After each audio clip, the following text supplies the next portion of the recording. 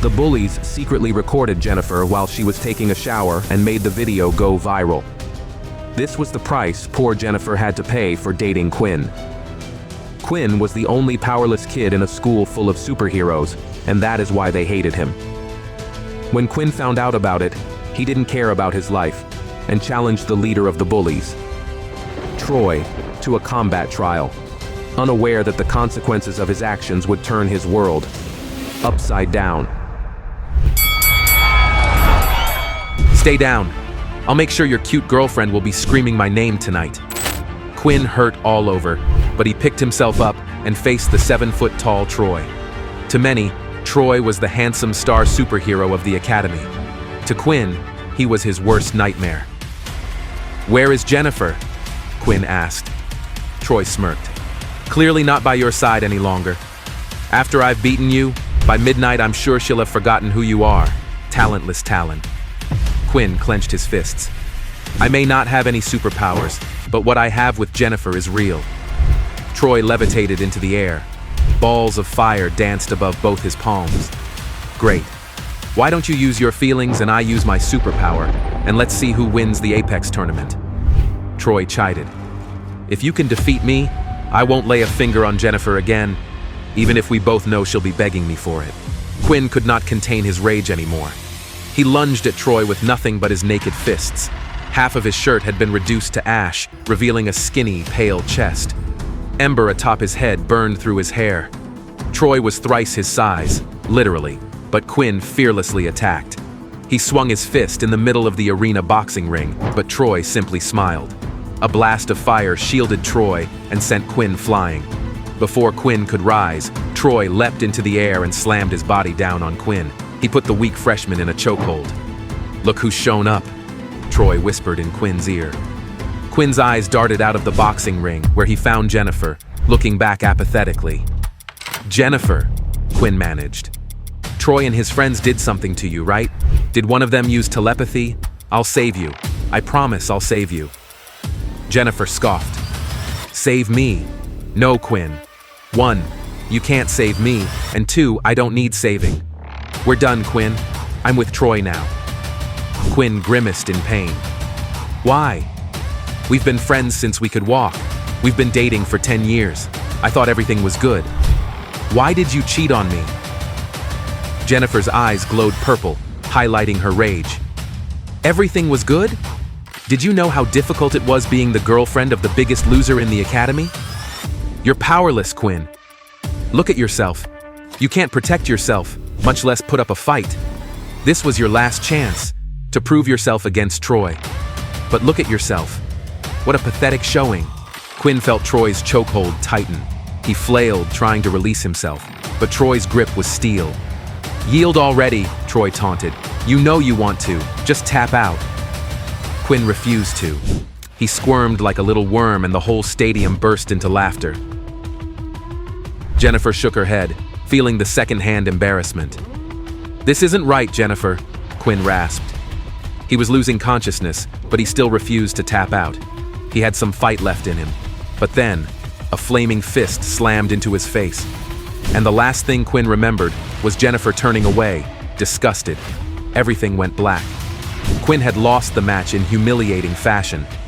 But little did any of them know, the tables would be turned very soon. Later that night, battered and bruised, Quinn reached outside his dorm room. He felt something poking on his leg. He yanked the jewelry box from his pocket.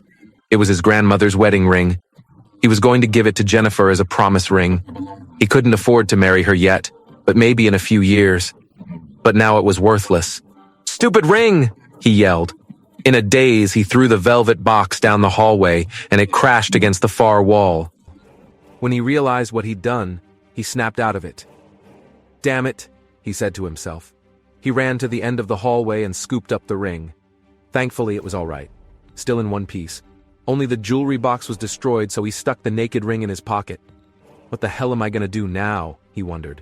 But just then, his phone pinged with a message. Quinn slipped it out of his bag. The message was from an unknown number. To Quinn Talon, from ISA Base 039G. You have 24 hours to pick up your belongings, or they will be incinerated. An escort will arrive to pick you up at your home at 0800 hours. Quinn stared at the message. What the hell? Is this even real? Maybe it's a scam, he thought. Regardless, he wanted to be ready for whatever happened, so he hurried home. Quinn had no idea that what was waiting for him would change his life forever. The next morning, Quinn woke to pounding on his door. He threw on a shirt and pants, realizing he had overslept. When he opened the door, he found two muscled soldiers. "Quinn Talon," one growled. "That's me," Quinn said. "We have to confirm," one soldier said. He revealed a biometric scanner. "Just look into the screen." Quinn looked at the screen as a green light scanned his face. A computer voice spoke from the tablet. "Confirmed Quinn Talon, 17 years old, student at Powered High School, parents deceased, killed during second wave of alien invasion." Quinn rolled his eyes, annoyed. "What is this a date?" The soldiers looked at him with humorless faces. "Follow us," one said. They led Quinn to an olive-drab government vehicle parked out front and climbed in the back. He was nervous, but a little excited to see what kind of ability he would be given. He knew it wouldn't be much, but he had never had anything before. "What's this all about?" Quinn asked. The soldiers didn't answer. "Where are we going?" Quinn pressed. Still nothing. "What is the mysterious thing I'm going to receive?" Again the soldiers were silent. "You can't tell me anything?" Quinn pressed. "Affirmative," one of the men finally grumbled. "Fine," Quinn said. He sat back in the Spartan seats and watched out the window as the vehicle sped across the city to a heavily fortified military base. "Wow," Quinn said, taking it all in. The walls around it must have been 20 feet tall, ringed with plasma grenade turrets. There was no sign out front except for a symbol of a circle with a rocket through it. "Where are we?" Quinn asked. "The armory," the men said in unison. Outside the gate, the vehicle was inspected by both X-ray scanners and bomb-sniffing dogs. It seemed like soldiers were stationed everywhere with guns sighted on Quinn. Everyone seemed ready for an imminent attack, but from where, Quinn wondered. When they were finally cleared, the massive titanium gate lumbered across. Inside the massive walls there were more soldiers and superheroes rushing about. The vehicle stopped in front of a low-slung concrete bunker. "This is it," one of the soldiers said. "This is what?" Quinn asked. "The armory. Go inside. You'll get more instructions." Quinn exited the vehicle and strode to the front door of the building. But as he reached the door, he was launched backward several feet. "What the hell?" he screamed. He realized that as he had reached the door, someone else had been exiting. A young woman with long brown hair, ruby eyes and muscular arms. Quinn sighed.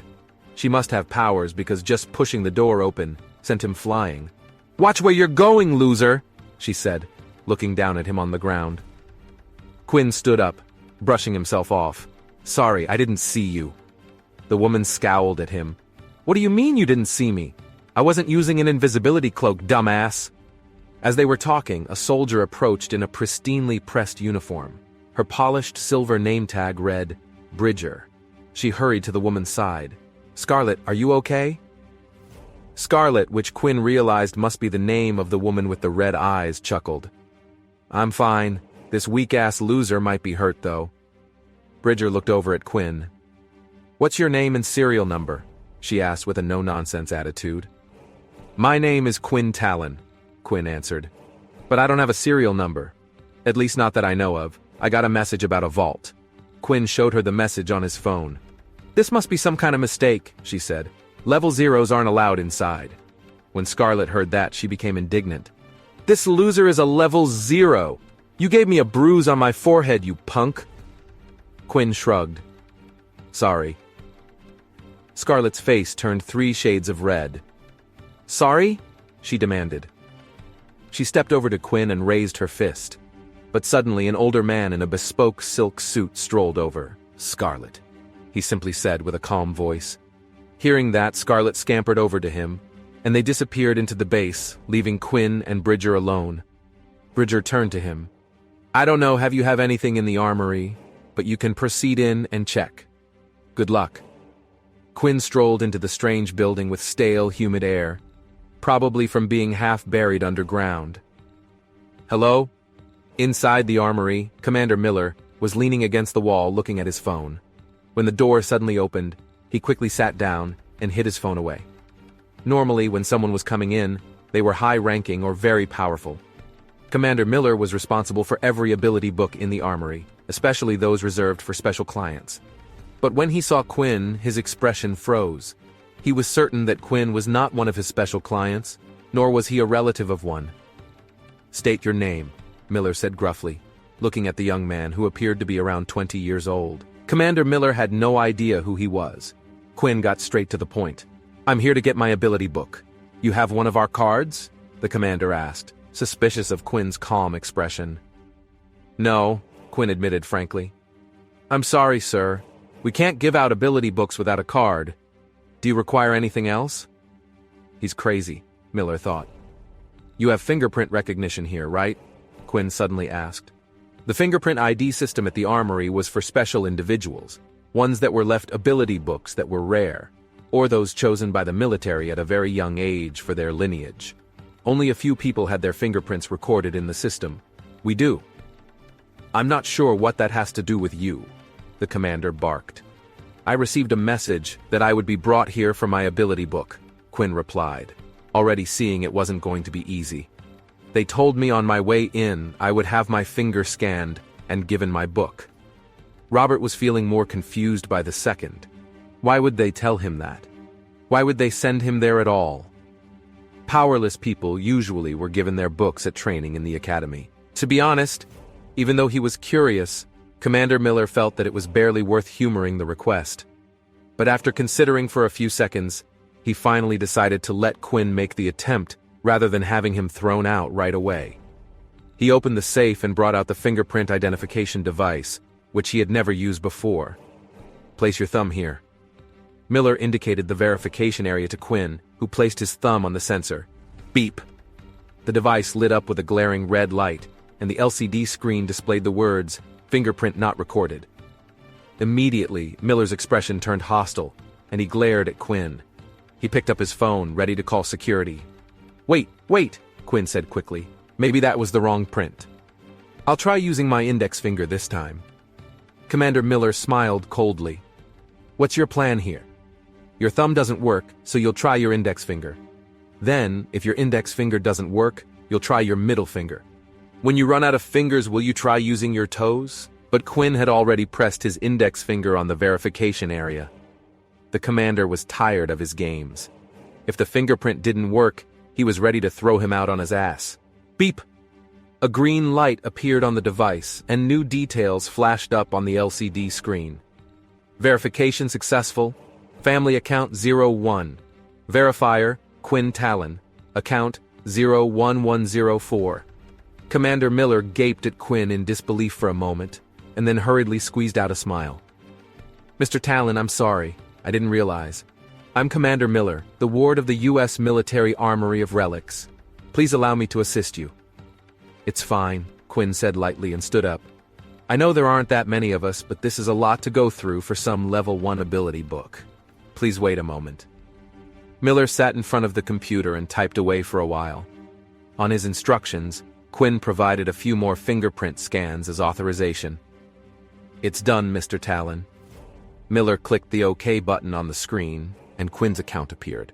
Commander Miller pointed to the computer screen and said, "Give me 1 moment and I will retrieve your book." Quinn stood there, tapping his feet, looking through the cage behind the desk. There were rows and rows of shelves, all holding ability books. But Commander Miller didn't go there. He went to a vault door, typed in a code, and disappeared inside. When he returned, he was holding a metal box with a key. "Here we are. Would you like to open it?" Quinn shook his head. "No, you go ahead." Quinn thought to himself, the book's so useless they locked them away from the others. Great. But as Commander Miller opened the box and pulled out the book, Quinn noticed the look of shock on his face. This is an extremely rare book. I've read about it. There's only this one in existence." Quinn lifted his brow, taking the red leather-bound book from him. On the cover, a pair of fangs were stuck to the front. "What ability does it have?" Commander Miller stepped back, seemingly nervous. "Well, no one really knows, but we've cataloged some possibilities." Quinn began to feel nervous. He unclasped the lock and opened it, flipping through the pages.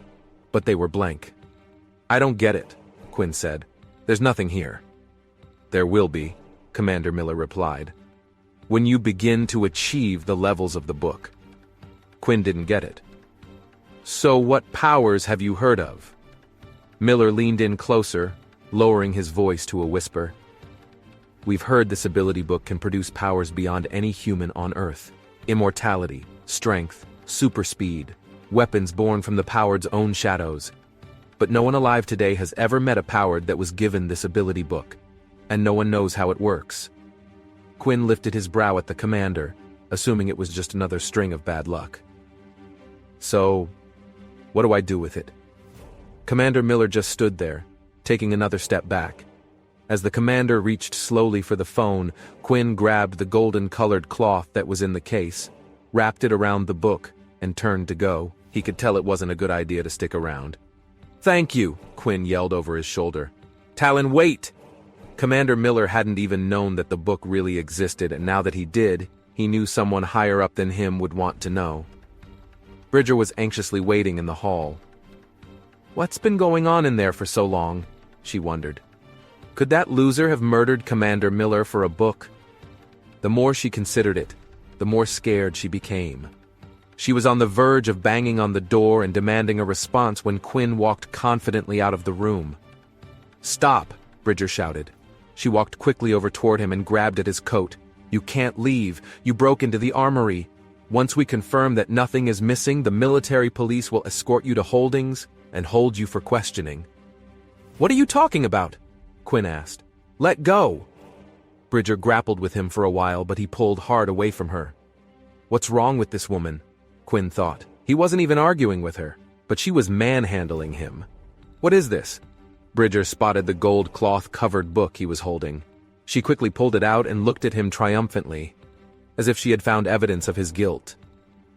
"Oh, you stole an ability book. This is a crime, and I have to call the MP." It didn't even cross her mind that the book could belong to Quinn. She imagined he had entered the armory, pretending to be there by mistake, and had then distracted Commander Miller with questions and stolen the book when the commander wasn't paying attention. Let go! Quinn was sick of this woman. Don't you feel guilty about being a thief? She was even more determined. With the two of them creating such a scene, other customers started to walk over toward them, intending to help Bridger keep Quinn from getting away. Just then, Commander Miller, who had finished locking up, walked quickly out of the armory. Having seen Quinn's relic, Miller now knew he could be either incredibly important or very dangerous. It was rare to meet individuals like Quinn, even if they seemed powerless. So Robert knew he had to be careful not to upset Quinn. He could be their savior. But Miller also knew, if triggered, he could be their demise. He had no idea what that book would give to him. So when he saw Sergeant Bridger struggling with Quinn, he panicked. Bridger's expression was hostile, and Quinn was becoming very angry. She was an idiot who was playing with fire, and she might drag everyone down with her. Of all the armory's many, many patrons, why did she need to pick this one to try and remove? A simple flick of Quinn's finger could be enough to end both their lives. "Stop!" Commander Miller dashed between Quinn and Bridger. Before Quinn could speak, she waved the gold cloth in the air. Her eyes flashed with triumph as she said to Miller, "Commander, look! He stole a book from the armory." She smiled at him, her expression a little smug. Surely Commander Miller would be happy with her for preventing theft. He was the most respected officer on the base, a veteran of the invasion and keeper of their ability books. He could get her off of desk duty once and for all. Commander Miller's face had always been a little glum, but as she watched, his expression grew darker and darker. Before she could figure out why, she was startled by his explosive roar, leaving her entire body trembling. "Let go of Mr. Talon!" As he yelled, Commander Miller knocked the gold cloth out of her hand, and she was so scared that she let go of Quinn. The commander pushed her aside and bent down to pick up the cloth. "Mr. Talon, I'm very sorry. I haven't trained Bridger properly. I do apologize." Commander Miller's expression showed a mixture of respect, embarrassment, and fear, as the others looked on in amazement. Sergeant Bridger was stunned. Could the book be his? She wondered. Her eyes widened. No matter how hard she tried, she couldn't make sense of it. If this man had a special ability book holder, then he had at least a wealthy or powered family to leave him such a rare gift. A poor, lower-class loser with that much power? No, it was just too unlikely. "It's not your fault, Commander Miller," Quinn assured him, slipping the card back into his pocket. "Thank you, Mr. Talon." Miller dipped his head and paused briefly before straightening up and shouting at the sergeant. "Why are you just standing there? Apologize to Mr. Talon immediately." How could Bridger still not understand? Miller thought.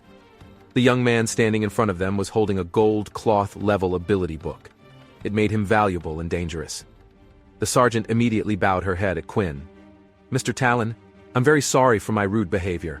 I made a mistake, created a fuss over nothing, and put my hands on you. It was my fault, and I will reflect on my behavior." Quinn ignored her and walked away. "Mr. Talon?" the commander called after him. "If you ever need anything, just give me a call and I'll do my best to help. And as a suggestion, I would keep quiet about what you have received. In fact, I wouldn't tell anyone." Quinn nodded nervously. He didn't understand what could possibly be so important about a book with nothing in it, but it had spooked a war veteran, so he figured he should probably listen, at least for now. Just then, he looked at his watch. "Oh shit, I'm late!" he yelled. He sprinted out of the armory and base and hailed a taxi. "Elite High School," he told the driver. It was the last day of classes, and despite whatever mystery he held in his hands, he had to finish his classes. What Quinn didn't realize was the book he held might have made him the most dangerous being alive. As Quinn rushed across campus, he accidentally stepped into a puddle, splashing mud all over his legs. "Damn it!" he yelled. But he didn't have time to change or clean off his legs. He hurried into his classroom, where Mr. Morgan was already standing at the podium, lecturing. Mr. Morgan spotted Quinn out of the corner of his eye, and a hint of disappointment flashed across his face. Feeling guilty, Quinn lowered his head. Of all his teachers, Mr. Morgan was his favorite. The other teachers tended to ignore Quinn because he had no powers, and some even openly mocked him. Only Mr. Morgan treated him like any other student. Quinn slipped quietly into a row of desks at the back of class. He suddenly realized that all the students were staring at him, and he could hear them whispering. "He isn't usually late. Hell must have frozen over. Look at his pants. They're filthy. Doesn't he have any clean clothes? Are you joking? It's not like he'd have the money for new ones. It looks like he's just thrown on whatever he could find." He looks homeless," someone whispered too loud. "All right, silence everyone," Mr. Morgan shouted. Throughout the lecture, Quinn noticed that Mr. Morgan kept glancing at him, his eyes full of disapproval, as if Quinn had failed to live up to his expectations. Eventually, the lecture was over. "Class dismissed," Mr. Morgan said. He packed up his textbooks and left. "Jennifer?" The voice came from the doorway. Everyone turned in the direction of the voice and saw Troy walking through the door and going straight to Jennifer, who was sitting by the window. She stood and hugged him, pulling him in close to her body. Troy lowered his head, and the two of them began to kiss. Many of the students turned to stare at Quinn. Everyone thought that he was Jennifer's boyfriend, and they weren't aware that she had broken up with him. Quinn watched in disgust. He'd heard that Troy had taken at least 5 different girls to stay at that hotel. Jennifer was just the latest in a long line, and Quinn had no intention of fighting for her. Troy strutted past Quinn with his arm around Jennifer's waist. "Darling, wait a minute," Jennifer said to Troy as she stopped in front of Quinn and held out her phone. "Since we've broken up, I don't want to owe you anything. Here's the phone you bought for me a few weeks ago. You can have it back." Quinn glanced at the Samsung Galaxy phone, but before he could take it, she smirked and tossed it high into the air. Troy shot lasers from his eyes and hit the phone, blowing it into pieces. "Aw, poor Quinny," Troy laughed. "Guess you can't return that one. No food for a month for you. Ha! You would have to work part-time for 6 months to afford one of these." Jennifer took a brand new phone out of her pocket and showed it to Quinn. "This is the latest iPhone, and it's much better than your phone. Of course, it's far too expensive for a loser like him." Troy raised his chin and looked at Quinn. "Jennifer told me that she kept asking for that phone for 6 months before you finally bought it for her. Do you think you can pick up a girl so far out of your league? You're just embarrassing yourself, so give up. And I'm warning you now. Don't even think about her. If I find out you've gone anywhere near her, you'll regret it. Don't waste your breath talking to a loser like him. Can we go to DeLuca's for lunch? Jennifer had already dismissed Quinn. Call me baby, Troy said, smiling at her. Baby, let's go. She flirted with him right in front of Quinn. In the middle of it, a beautiful young woman with a purple streak in her hair stood up. Jennifer, have some class, she said, glaring at Jennifer. You're taking this too far. I never thought you'd break up with Quinn, and I'm ashamed of you. Jennifer scowled at Layla. Why do you care? Layla shook her head in disapproval. Look, people break up all the time. That's your prerogative. But you don't have to rub his nose in it at every opportunity. Quinn never hurt a fly, and all you're doing is trying to hurt him. Jennifer laughed. You're right about one thing. Quinn never hurt a fly, probably because a fly would hurt him. Layla's hands clenched into fists. You're a heartless bitch, Jen. Just leave Quinn alone. Jennifer stuck up her nose. Why? Do you like him? Layla rolled her eyes at Jennifer. This isn't about me. Jennifer nodded.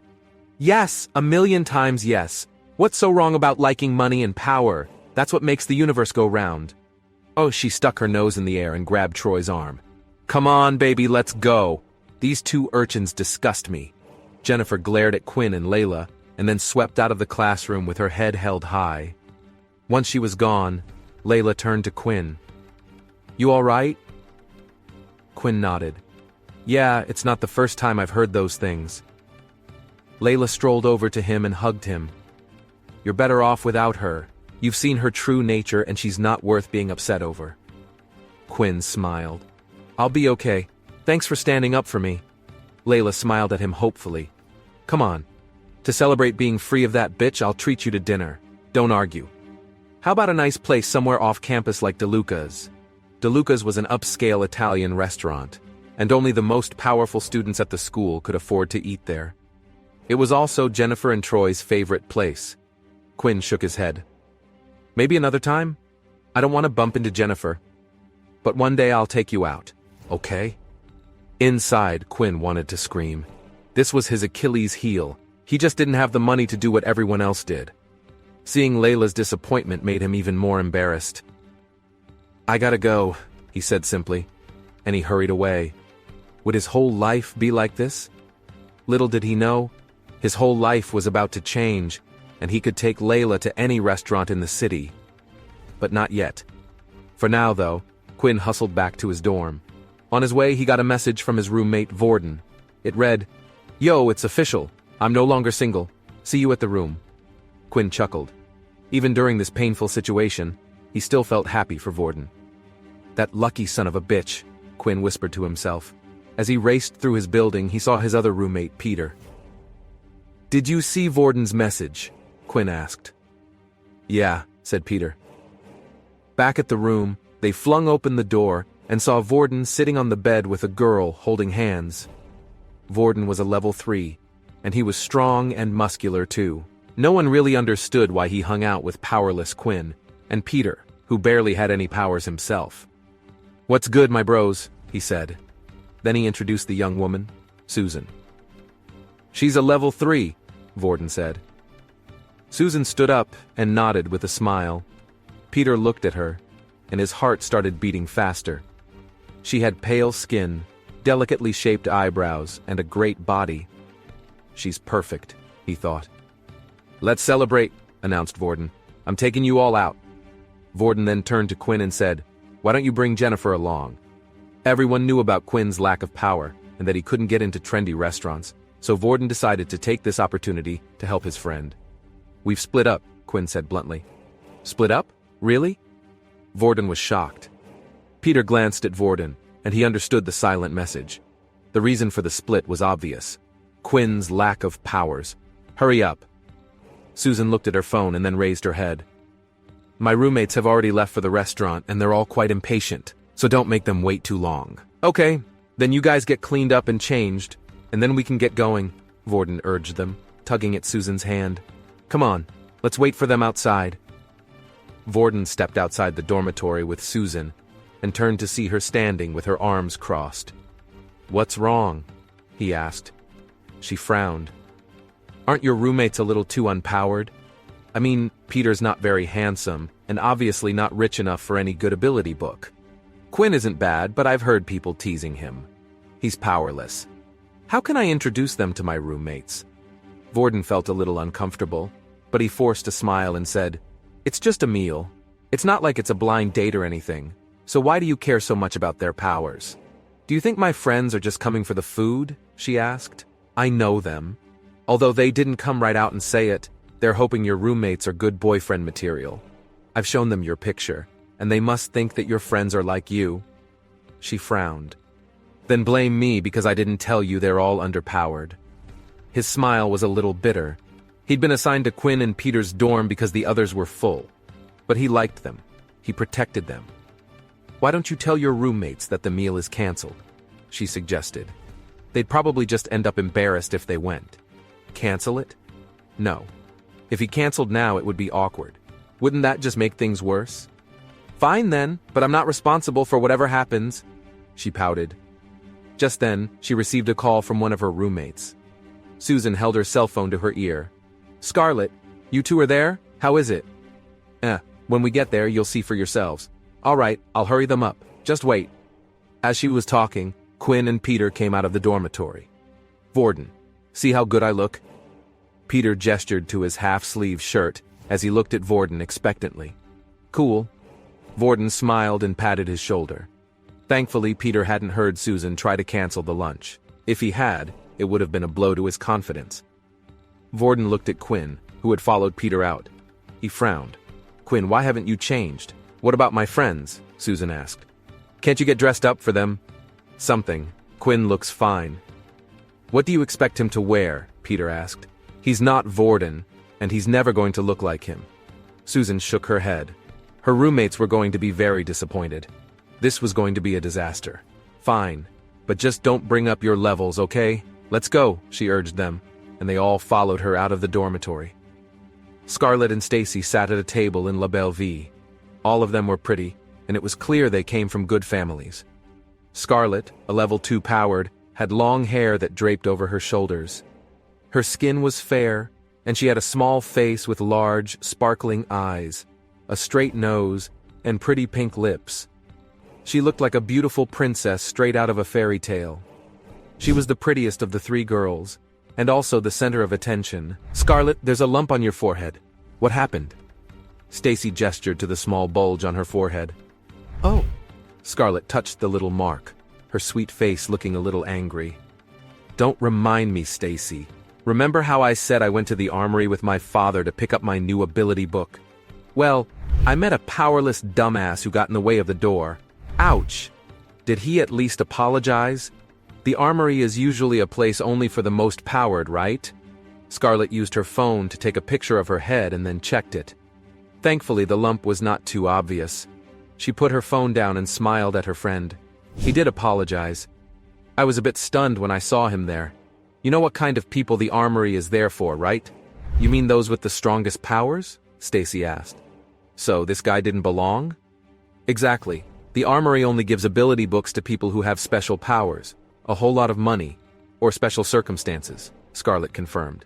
"So, he didn't belong there." "Some people think that the weaker a person looks, the more powered they are," Stacy suggested. "Which means he might be a powerhouse keeping a low profile. Scarlett, tell me all about him." Scarlett rolled her eyes. "Why?" Later on, when the sergeant came over, she found out that the guy didn't even have paperwork. I think he was just an idiot who went there thinking they'd give him something out of pity.